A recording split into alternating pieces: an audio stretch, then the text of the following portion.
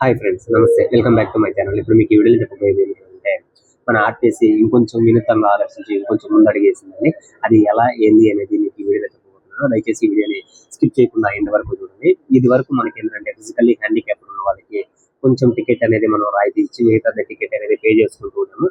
ఇప్పుడైతే అట్లా కాకుండా కొంచెం వినూత్నంగా తీసుకొచ్చింది.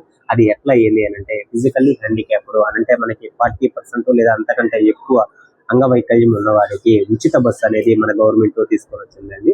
అది ఎట్లా ఏంది అని అంటే, మనకి ఫిజికల్లీ హ్యాండిక్యాప్ ఉంటారు కదండి, వాళ్ళకి 40 లేదా అంటే 40 కంటే ఎక్కువ ఉన్న వాళ్ళకి ఇది స్త్రీ శక్తి పథకం కింద ఏ బస్సు అయితే వర్తిస్తుందో వాళ్ళకు కూడా అదే బస్సు అయితే వర్తిస్తుందని గవర్నమెంట్ వాళ్ళకు కూడా ఫ్రీ బస్సు చేసేస్తుందండి. ఈ విషయం ఎంతమందికి నచ్చింది, అట్లాగే ఈ విషయం ఎంతమందికి తెలుసో ఒక కామెంట్ రూపంలో కామెంట్ చేయండి.